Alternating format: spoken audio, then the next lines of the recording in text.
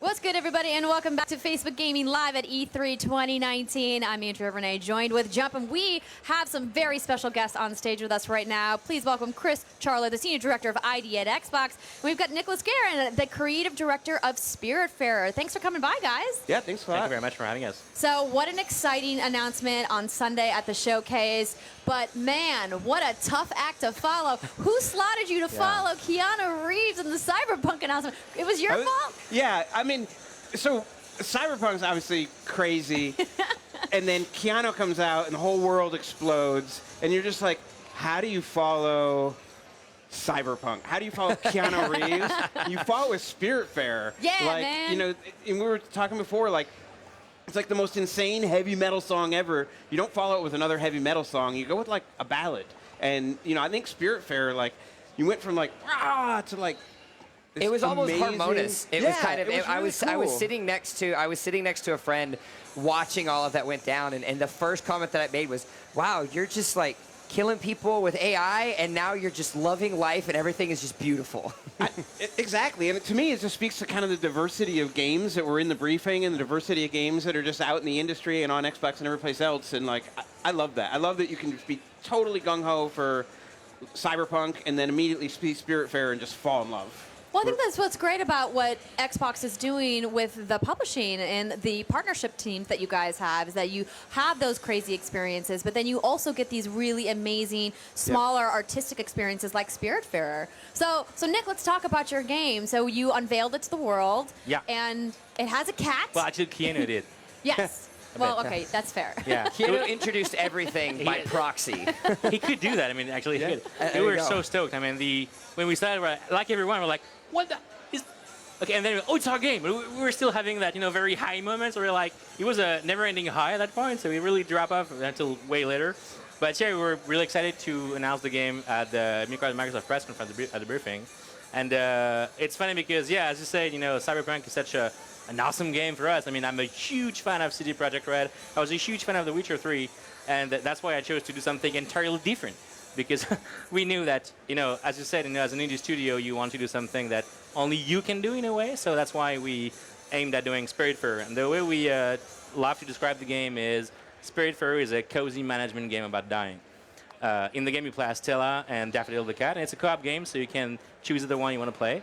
And your role as a newly appointed fairy master to the deceased, so you become a Spiritfarer, that's your function now. You have to build up a boat, you have to customize it, build up your arc, make it a safe haven for spirits to come aboard. So you have to find all those guys around the world, and then once they're ready to actually leave, you've accomplished their last dying wishes, their final request in a way, and then you have to learn to say goodbye, actually. Where did the inspiration for a game like this? Because it looked simplistic, but also very complex. Right. With the trailer that we saw, what sort of inspiration did you guys have coming up with this? So we started with the idea of, Thunder Lotus, what we made before, were two games about mythology. We had the first game about Norse mythology with Jotun, and the second game on Lovecraft mythos with Standard. So for Spiritfarer, we wanted to do something about Greek mythology, which was the very initial, inspiration. So in the Greek mythology, Charon is the passer of the dead on the river Styx, so you have to pay him a noble, which is a coin. And then once you do that, he puts you across the Styx to go into the Greek underworld. So we wanted to do that. It's a bit of a grim thing. It's a, when you look at I remember like showing that to Chris and the guys back then, the initial, look at that is like, wow, that's dark. I mean, the Greek underworld is somewhat not very nice. You have like choice between the river of pain and the sea of flames. Yeah, it's a bit intense. So we wanted to do that in a much more, colorful, like our own way. Another set of inspiration for us were all the work from Studio Ghibli's, Hayao Miyazaki's work. So Spirited Away is even a nod to the game, to the game name that we have. And we wanted to make sure that we would tell that story about dying and death, which is a grim subject again, but in a different way. We wanted to make sure we had a, positive stance on it, a positive take on that. And we actually mixed those two elements together, and it made Spiritfarer. Yeah. So what can people expect from the gameplay mechanics in Spiritfarer? Yeah, so in the game, basically, it's a management game first, right? So you have to find resources in the world, you have to craft stations aboard, then you can use the stations to transform the resources, and then once you have that, you will be able to invest all that into making the boat. That's one subset of the management game. The other subset is more of a farming simulation. Like think of game like Stardew Valley or Harvest Moon, in which you plant carrots and you have an orchard and you have all that. And all that management system comes to feeding the spirits. So all those guys that are with you on the boat, they have a complex system of mood and hunger, so you want to keep them, happy and fed, hence the whole point of having that farming sim aboard. And the way we actually approach that is we also mix that with platforming elements. We are kind of good at making platforming games, and the 2D games are pretty twitchy and interesting. It feels so good. Just like getting to jump the cat around and like, when we were first playing the game, people are controlling the character, and they're like, I want to control the cat and make the cat jump off the boat and everything else. We did that for you, actually. And just for Chris. There's a lot of cat just for you, but it was the feedback we received, and we appreciate it. There's a lot of cat fans that I use Xbox. So can you play the entire game as one or the other, or are you encouraged to kind of swap between them? Well, for now we have still as the main character, but the ability set is completely shared. So nothing stops us from saying, hey, if you want to play only playing Daffodil, it's fine. It's okay. We'll see that during the process. We still aim at releasing in early 2020, so we have some work to do. But still, that's the whole point. And the cat is, you have so much stuff to do with the cat. And we integrated a new feature in the game in which you can actually pet the cat. It's actually you have to pet the pets, You have to pet the cat. I know. Pet the cat. It's just a simple thing, and it makes you so warm inside when you do that. You just like put your hand in the little fur. It's amazing. It's really cool. I do that all the time. That's everything I do now. I will do that for a year now. You're like, I love my cat so much, I just need to make a game where I can pet cats, and then my life is complete. I just wanted to be the developer whose that was his entire job, was to make that mechanic. Like, what do you have on today? You read the day memo. You have to make them pet the cat. All right, I know what I'm doing for the next 6 months, guys. Let's go. Yeah, funny story. Alex, the animation director, had yet to watch like tons of cat videos. You have, they're bound on the internet. The internet was made for that, actually. And it's pretty fun because we have so many cat pictures and cat animations everywhere. It's really cool. It's really Getting that cat physics nailed is like crucial. All about the fur, the flowing fur. Well, Chris, let's talk a little bit about what else you guys are doing at ID at Xbox, because in addition to Spiritfarer, you showed several other games as well. Yeah, so we showed more than 20. We showed 23 games. And what was really exciting for us is 21 of those games are going to be coming to Xbox Game Pass, which is our subscription service, including Spiritfarer. So people will be able to get to enjoy those games. Like millions of people are going to play those games. That feels awesome. It's super cool for us. It's cool for players, and I think it's cool for developers too. How's it like having that extra level of accessibility with Xbox Game Pass? I know that was a huge staple point of the briefing, and a lot of individuals are excited to play both new games that are coming to Game Pass as well as some of the old favorites. What's that accessibility like? It's awesome because to me, what Game Pass does, like especially for me as kind of an older gamer, it makes me feel like a kid again. Because you get older, you start to play the same games in the same genres, and now all of a sudden you have this membership where you can just like try a ton of stuff that we've curated it really carefully, so all those games in there are really good, and you can just try games that you never would have tried otherwise. Find your next favorite game, fall in love, and as a player, that just feels awesome. Just download and play tons of stuff, and then for developers, it's just a fantastic way to get their content discovered and get out into the world. That's certainly something we've talked a lot with independent developers, is that this idea that discoverability is so challenging because the marketplace is flooded with literally hundreds of thousands of games at this point. And so it's really cool that you guys had the idea at Xbox program to say, hey, we want to spotlight these games that we're really excited about. Yeah, absolutely. And what's great about, I think it's great about Xbox, but it's great about Game Pass especially, is there is a real diversity of content in there. So you've got all the first-party games. Everyone goes in the same day it releases. You have lots of great big third-party games, and then you have a ton of really cool independent games too. So there's this huge, just the same way you go from Cyberpunk to Spiritfarer, you have this incredible diversity of content in there. Any personal favorites, Spiritfarer aside, because Nick is here and you have to say his game? I do have to say that transition from Cyberpunk to Spiritfarer was my favorite kind of moment of the show, because it was just such a cool transition. But I'm really excited about 12 Minutes, which is another game that we showed. Oh yeah, that was a popular one on social media. It's such a good game. I've gotten to play it. It's really dark, but it's really good. And actually, there's a game that we showed that's coming to Game Pass called Blazing Chrome, which is kind of this Sega Genesis throwback game from these two devs in Brazil, done in Game Maker. It's super impressive, just pixel art madness. So super excited about that one. Yeah. Nice. So definitely have to mark those on the list. We have a little montage trailer rolling here of a bunch of the games that are coming to ID at Xbox, and all of these are going to be on Game Pass, you said? Yeah, that's right. All these games are going to be on Game Pass and on console, and I think 18 of the 20 are going to be on Game Pass on PC as well. Oh, yes, because that was part of the big announcement, too, so the now Ultimate Game Pass. That's right. I can do my PC gaming and not have to worry. Exactly. We're bringing Game Pass to PC and all at one great price. I feel like a used car salesman when I say that, but it's kind of true. Like, it's pretty rad to get Gold, Game Pass, and PC Game Pass all for like $15 a month. There's nothing wrong with a value, Chris. It's a we're really all good about deal. that. We're all Like, about the subscription services and value are the two staple points of 2019. As a player, like, it's just rad. Like, it's awesome. Like, it's really cool. Well, Nick, what else do you want everybody watching at home and here at E3 to know about Spiritfarer?